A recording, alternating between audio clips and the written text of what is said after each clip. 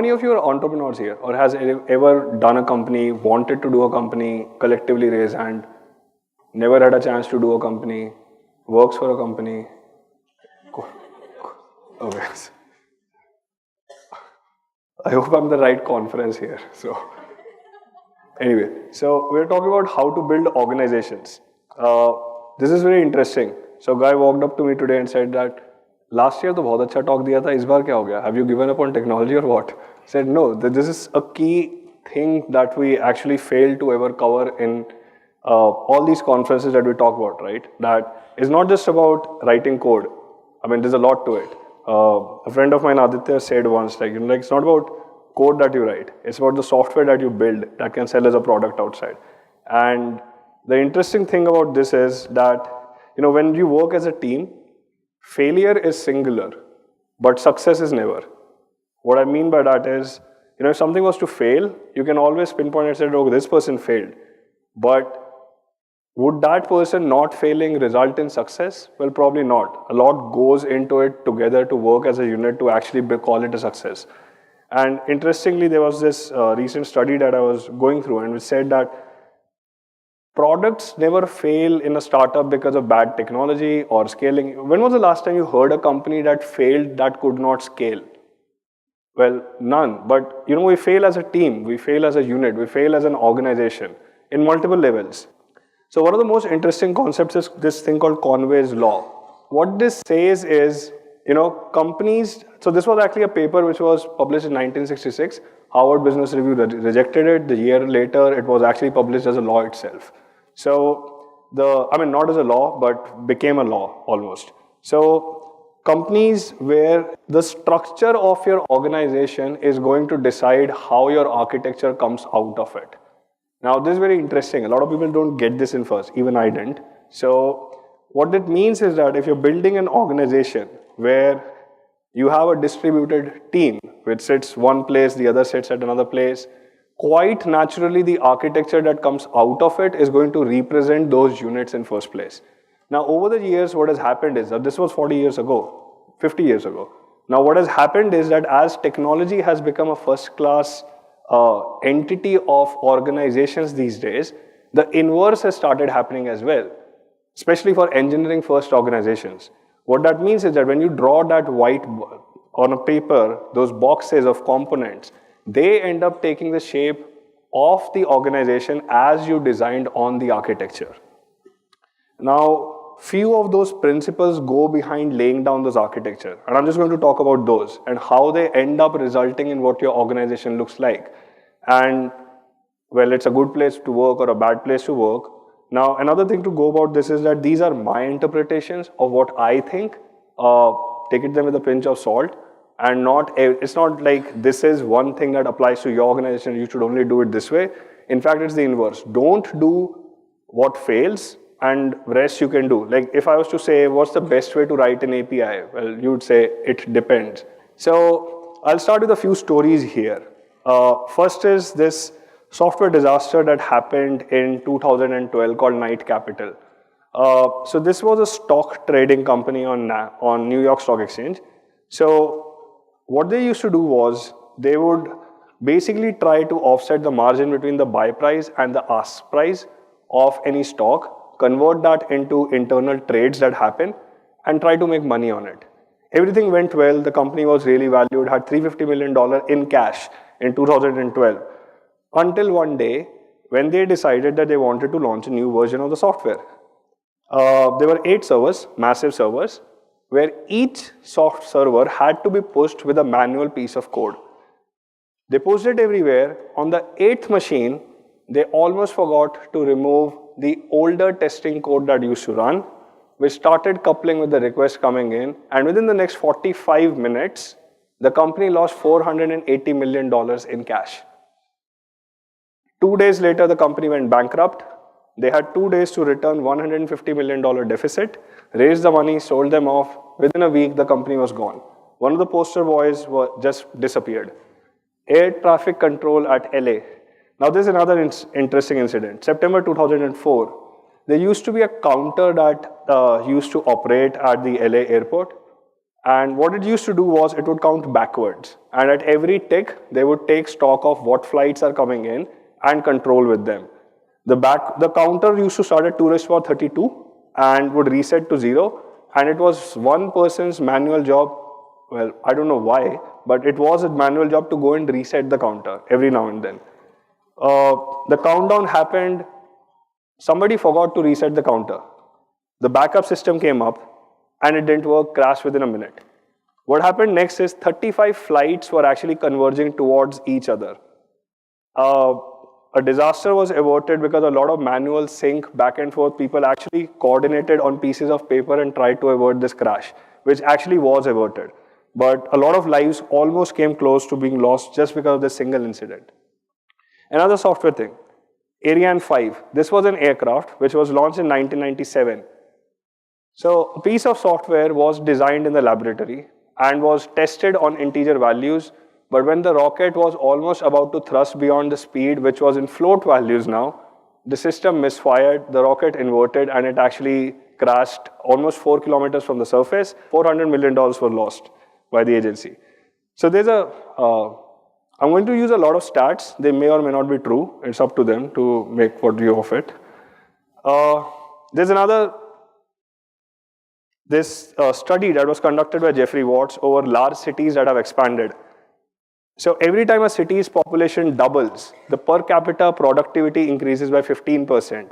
Indians have taken this far too seriously, but for the rest of the world, it's actually true. And if you eliminate traffic jams, I'm sure that number could go to 45 as well. But can we say this for your organization as well? Like if I was to actually double, when you hire people, right, as we grow, we want to add more people into our organization. Is it still applicable to my organization? Can I proudly say that, okay, if I was to add 40 new people to my organization, the productivity is going to increase? Probably not. The interesting study is that the productivity actually drops to begin with. So what do we need to solve here? These have an essence to it, all these problems. There's a culture of IT and engineering that needs to be solved, and also the structure has to be solved of the organization. Structure primarily decides how information flows, and the culture is like what we do of it. There's this interesting concept called antifragility. Now, as systems grow, they are fragile. There's no permanent system. Like it's going to break at some point of time.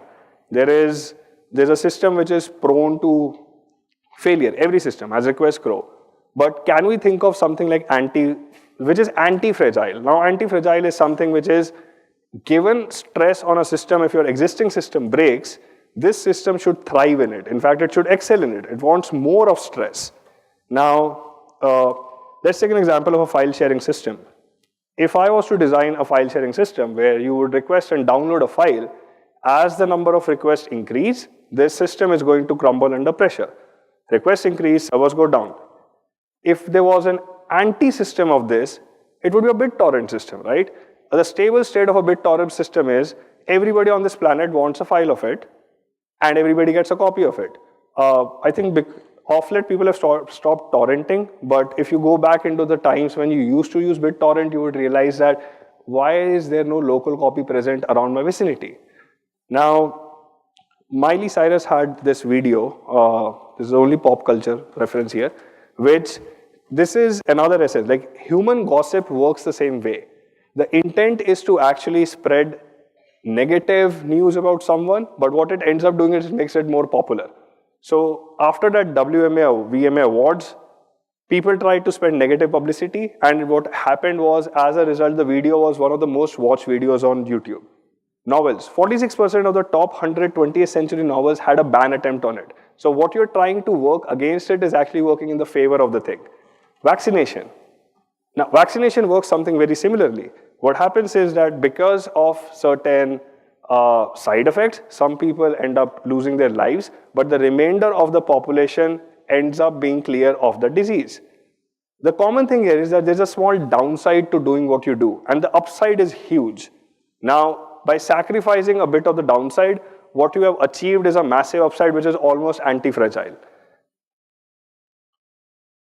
So if we talk about this strain and downsides for a little, what we have to achieve is, if we move left to the right, we have to actually build a system that, given the strain, the system actually thrives in it, And this is actually covered in this book called Antifragile by Nassim Taleb, who was also the author of the Black Swan event.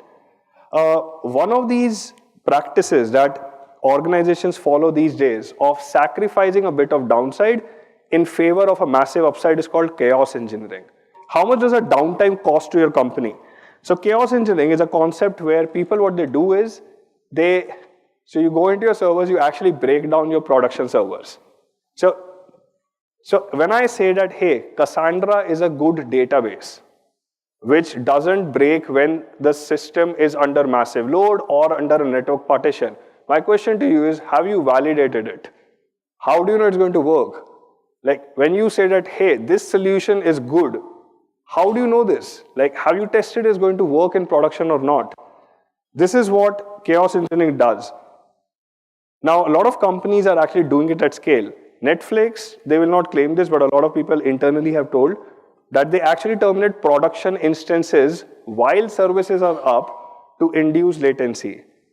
HP, the firmware division, what they do is they actually inject bad code to ensure that the CI/CD chain picks up that exact same line where the code was broken. Facebook has a project called Project Storm where they plug up the entire data center and see how network responds to it. Dropbox does 100 days of disaster recovery testing. And the best part is engineers don't know when those 100 days will happen. So you can't even prepare for it. If Azure could do it, we could do it as well. Schrodinger's backup. So for 4 years of my life, me and another friend of mine, Aditya, we worked for building a Cassandra solution.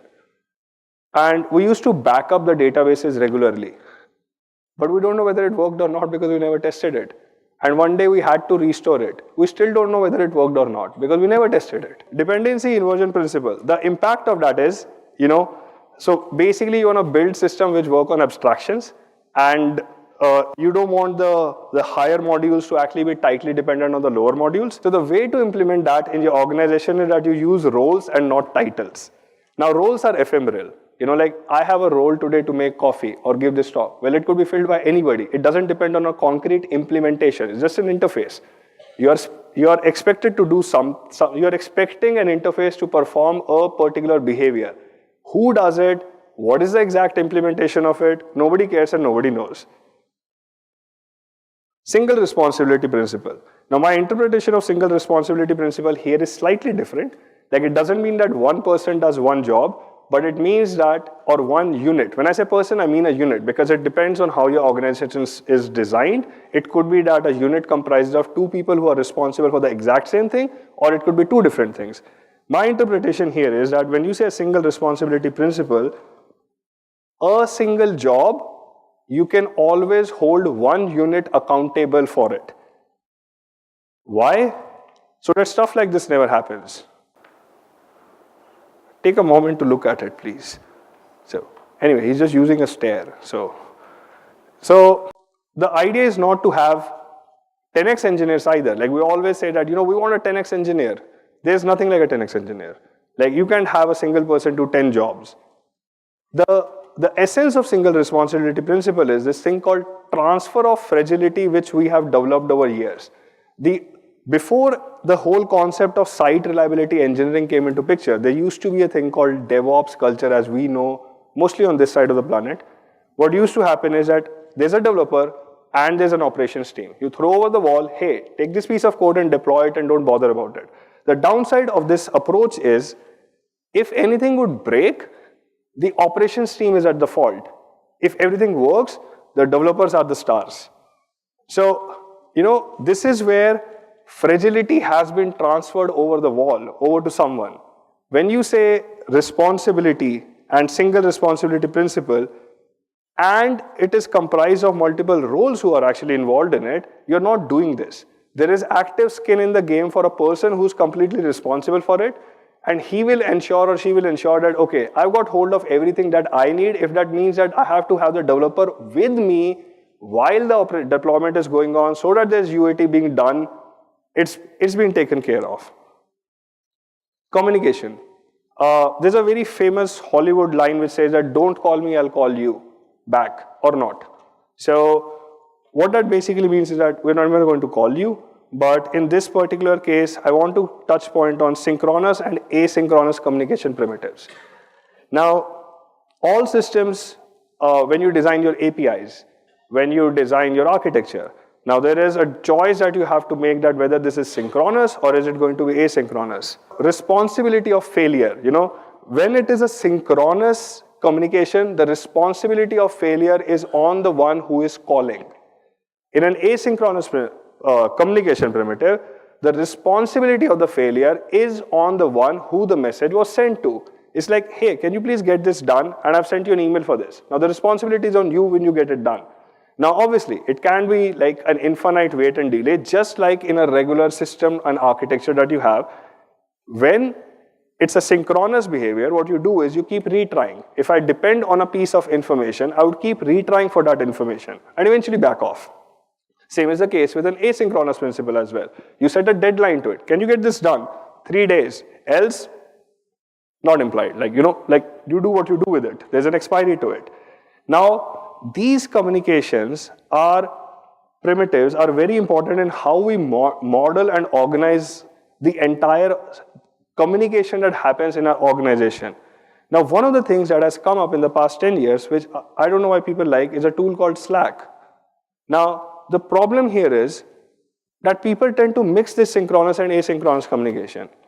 Now, what happens usually is, and especially when I'm working in an organization, more than writing code, I'm actually watching my Slack screen all day. I've got 2 monitors and I'm only watching Slack on that. Now, and there is a small window where I'm writing a piece of code because I'm scared that someone's going to send me a message and then hold me responsible that I've not read it. And on top of it, they call me, hey, have you checked my Slack message? And when I actually go in that Slack message, it says, hey, have you checked my email? And then I go into that email. And when all that could have happened over an email itself, productivity is a real thing. We have to appreciate it. I know it's me saying it. My team will say that this guy does the exact opposite in office, but that's okay.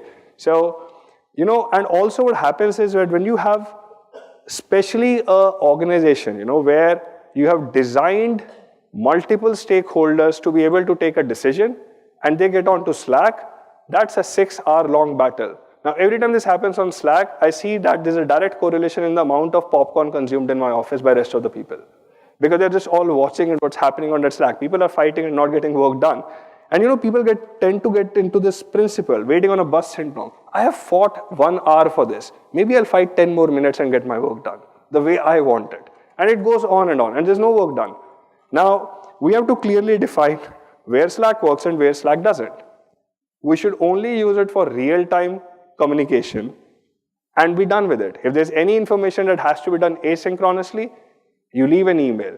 This is at least what I tell people, because right now the onus of finding that information of, hey, what happened is on me. It's not on the one who's supposed to send it. I'm not even a part of that Slack channel right now. I'm offline. Topologies. This covers how you design the decision-making in your organization. Centralized, decentralized, or distributed. Now, there's centralized organizations as you grow small, where there's a small point who's a decision maker, and then nodes around it who work. Decentralized system. By the way, decentralized systems actually started in 1962 as a result of Cold War. So what happened in the United States was that there's a guy who was really worried, who said that what happens if on a centralized system, the center node goes down, the entire billion-dollar infrastructure is actually going to be wasted. So, well, because that was a point in 1962 when Cold War was at its heat. So, the irony. But anyway, so in a decentralized system, what would happen is that because the system doesn't depend on one particular central switch and it keeps happening anywhere, even if one node was to go down, it won't take down the rest of the nodes. An example of this in a practical organization would be, if procurement was down today, should hiring stop? Or should sales stop? Or should marketing stop? Probably not, right? Like these are completely different entities of the system. Now, the important thing is that you can take just one model of this and apply to your entire organization. It's a mixture of it. Like if you look at centralized, a decentralized is just multiple centralized locations, and what happens inside a centralized node could actually be a distributed thing. It could be a small team where everybody is responsible for getting stuff done, but that's just a primitive that that team has chosen. It need not and may not apply to the rest of the organization. Another thing is that what it allows is tailor-specific customization that you can do to your organization. One team could behave the same way, another team could behave the same way. And an example of this is actually, a while back, as a company which was 150 people big, we could not decide what project management tool should we use because we decided to actually have a central decision around it. Now, one team could have used Jira, the other team could have used Trello, the third team could have used nothing if they wanted to. This sort of system allows decision making like that. It allows innovation because just because something has been working for one team doesn't mean that it should work for another. Example, like the company has been, let's say, was built in Spain and you all speak Spanish. Now you end up hiring a different unit which is in India. Would that mean that the entire company has to now speak Spanish? Probably not possible. Let them speak Hindi or Marathi or English, whatever they want to. Maybe that's the best language, you never know. So there's a thing called Little's Law as well. So Little's Law says, it might look very obvious, but there's a hidden gem in here, which says that average lead time to get work done is equal to average work that is in progress divided by average throughput of getting something done. So if you're a person who says that, if you're a team or a unit, and as a part of decentralized itself, now if I was to deal with another department and would throw more work their way, and so this law says that if there are 100 items in your queue and you take 10 minutes to solve one thing, it should take you 10 minutes to 100 minutes to solve the entire thing. So we can actually make an easier example, 1 minute for 100 items, 100 minutes. Now, if I was to amplify it to 1,000 items, it won't mean that it takes 1,000 minutes. It doesn't scale linearly. It would actually go longer than that. There's a study behind this. It's a pretty good paper that one can read. So what this directly means is that we can just keep queuing work. The other departments were saying that, hey, this is your responsibility, not mine. A bit of empathy goes a long way here. So all of this has actually been captured into this new thing of organizational structure called holacracy. Holacracy is a concept of self-organization units, which was started by this company called Zappos. Has anybody heard of this or Zappos? Oh, nice. A lot of people, actually. Interesting. So what this means is that instead of moving from a hierarchical organization where you have a top, you have a department, which reports to another department, which reports to another department, the reverse way around. What it means is that you design and structure your organization as these circles of responsibility and roles put together. Now, there's a circle out there which says that, okay, these are the roles to be taken. Inside which there's a small center of excellence which does part X. Now, if I was to see this as entire engineering, one of that aspect is probably a bunch of people who are excelling in testing. There are certain other people who are excelling in back-end development. There are certain people who are experts in nothing, and they're just sitting there. And, well, it helps you identify those, right? And there's a bunch of people who could do databases. CAP theorem, this is the most controversial theorem over here. So, let's say if a node represents in an organization an individual or a bunch of people, oh, that's missing, old slide, capable of making a choice. C is any node who can make a decision has to inform other nodes. A is every node can make a decision. These are decision-making nodes. P is decision cannot be made without involving any other node, whether or not they have a say or not, or they want to say or not. Now, quite obviously, just like the regular CAP theorem, a system which is P intolerant is impossible to have because that system cannot move forward. So let's talk about the first one, A and P tolerance. People can make decisions, sometimes different. Each department does not really have to depend on the other department to make that choice or that decision. One thing that I should actually highlight here is that you cannot pick one single consistency pattern or this the primitive and say that, okay, my organization is consistent or is available. It depends on particular requests, the information domain model that we're talking about. What that means is just like a regular single architecture that you design, you can never say that the entire database is going to be consistent or available. It's depend on the write query or the read query that you're making at that time. It also depends on what type of information we are going to make a choice of. So let's take a sample flow here. And I say that, okay, I want to decide a choice of language for implementation. Does it have to be company-wide? Probably not. Two people, two department leaders, two engineering heads can actually make their own choices. One guy says, I want to run my team in Python. The other guy could say, I want to run my team in Golang. It's perfectly okay to do so. They do not really have to align with each other on this. People make decisions which could be different. Now, this results in a faster decision making, cultural independence. It also helps you build center of excellences. This also results in a thing called innovational independence, which probably is not available in the other manner where we have to say we are consistent and partition tolerant, where people need to gain consensus from every other decision maker. Now, this would be something like, what do we agree that our company's OKR or objective should be? Now, can this decision be taken in isolation? Probably not. In those situations, I'll have to pick consistency over availability. Everybody has to go together. The downside of this approach is obviously sluggish progress at times, but the upside is that there's uniformity in the decision that is going to flow through the organization. Minimal distributed ownership cost, because the message has already been distributed. You don't really have to worry about any coordination or syncing after that. Another interesting concept is principles of packaging in programming that we learn. Now, packaging as in not in gift wrapping and packaging, but how modules and units come together. The first principle here is coupling. Now, it says that organizations should move towards loose coupling, just as we say that any software should move towards loose coupling. So coupling basically decides that the degree to which a node is directly connected to other nodes in my system.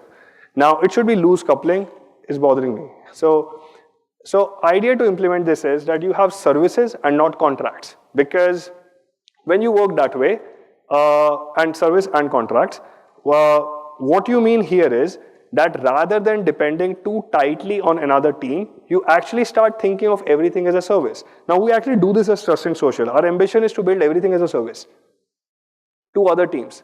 Just like the previous talk, you saw that monitoring, we want to build it as a service. Because we don't want people to ping us and raise tickets that, hey, can you monitor this? Build a tool chain, give it to them.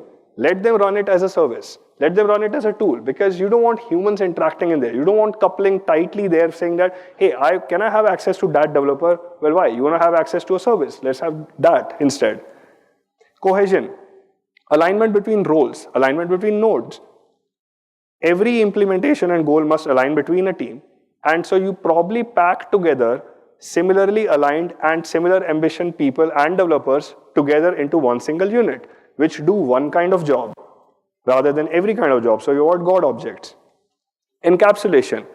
You basically want to restrict direct access to components, and you encapsulate in a way where implementation details are abstracted from the ones who's looking underneath.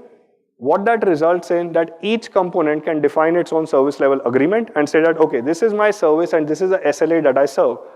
Now, a practical implication of this in an organization would look like that if you are a deployment team and someone wants to deploy this and they say that, okay, I want to call a service which schedules a deployment.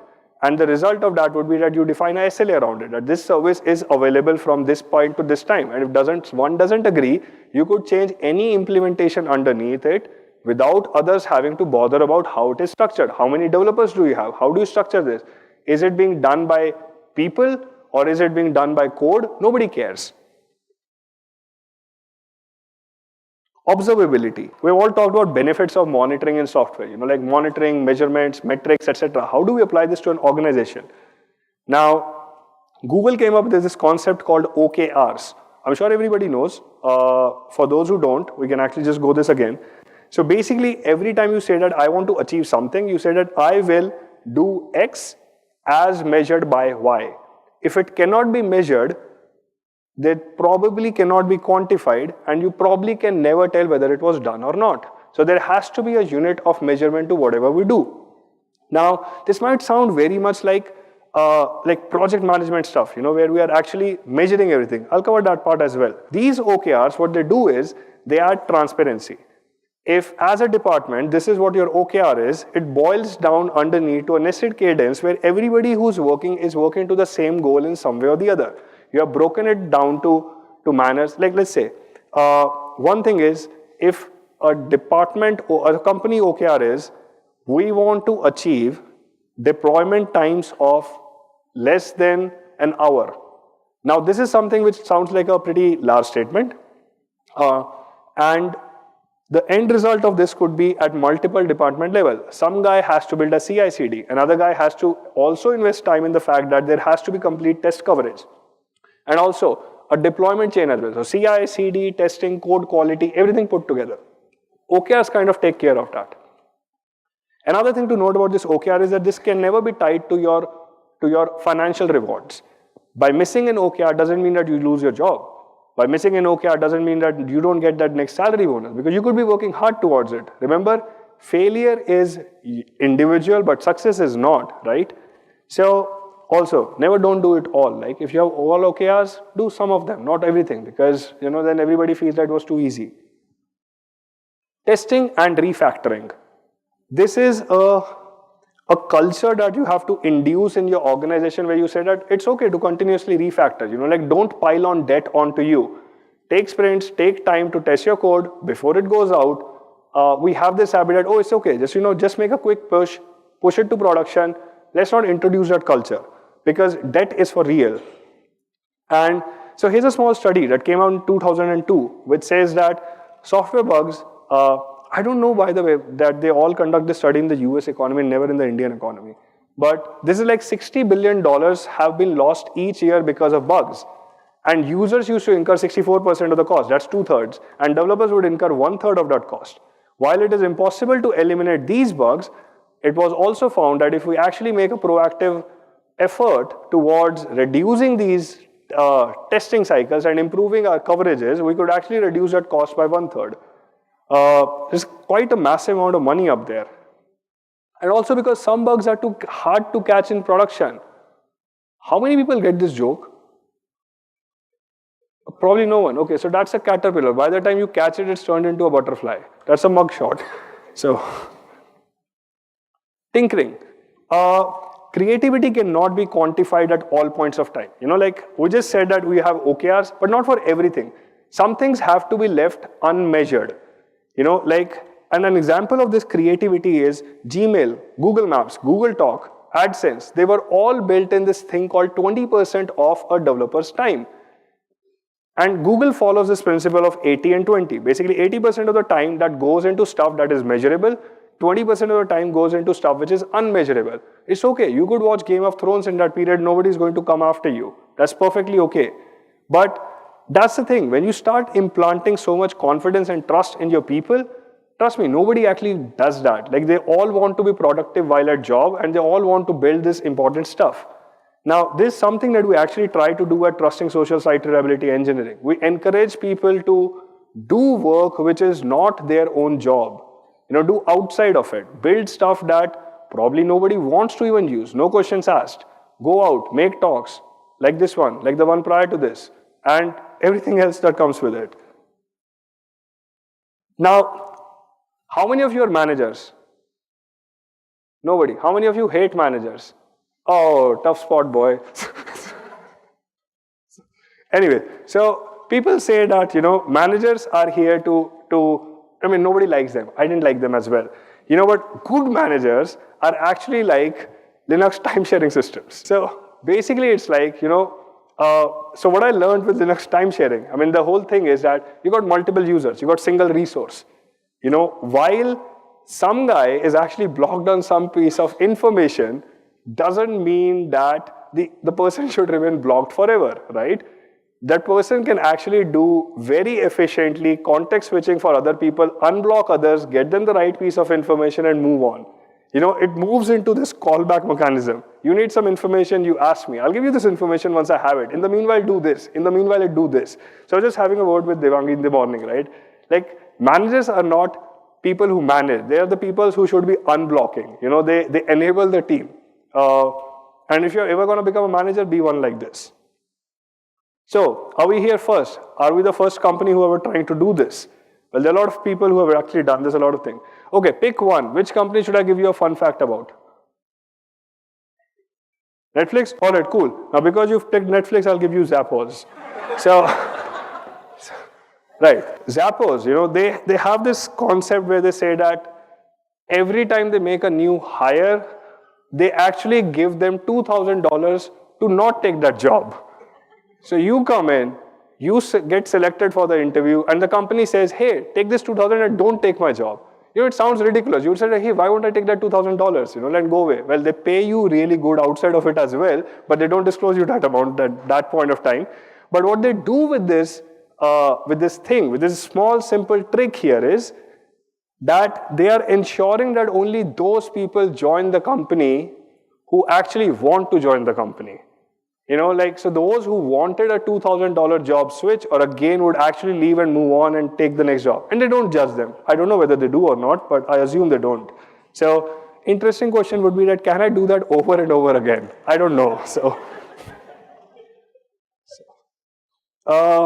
Anyway, now because I asked you to pick something and I said that I'll give you regardless of what you ask, this is an interesting concept, Fordism, Fordism was a paper that was it was actually launched in 1990.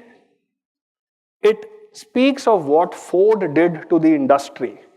Now, how many people you are aware what Ford did to automation industry and manufacturing? Right, so for the rest, even if you care or you don't, last slide. So what Ford did was, he said one iconic line, among other iconic lines, a customer can have anything, any color, as long as it is black.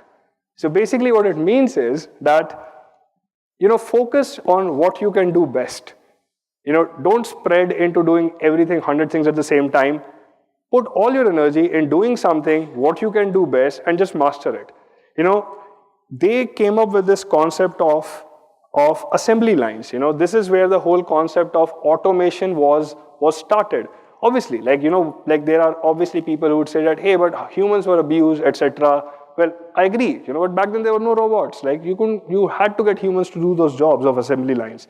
But think of it that way, is if your code has to deploy onto servers reliably, repeatably, the quality has to be reproducible. The only way that you can do this if you go automation all the way. Think of your code as that basic blueprint or a mold that actually goes into that assembly line, and what comes out of it is a car that works always. This is where I see that our software industry is actually not at that same level of maturity that other industries are. If you look at Boeing, right? How many times have you taken a flight? Actually, this question will be invalid, but I still ask, how many times have you taken a flight which would actually not land, right? So, but you get my point, right? I mean, you wouldn't be here to answer this question, but at the end of it, what we're saying here is that this is reliability, this is reproducibility. The fun fact about Boeing is that the people who actually made that aircraft are supposed to sit in that first flight. They have this rule, okay, you made this aircraft, go take that first flight, and we'll see how that works out. So this kind of reproducibility at software is missing. And this is what we have to aim at. And it can only be done if we actually start automating everything from ground up. It's not over-engineering. Your simple CI, CD stuff is actually not. This is a guaranteed ticket that you can actually make your end users happy. Give them the same experience over and over again. Citation, these are all the research papers that I read in past 3 days to get this talk out. I have not read them in my life prior to that. So who am I? I'm Piyush Verma. I run site reliability engineering at Trusting Social. That's my Twitter handle.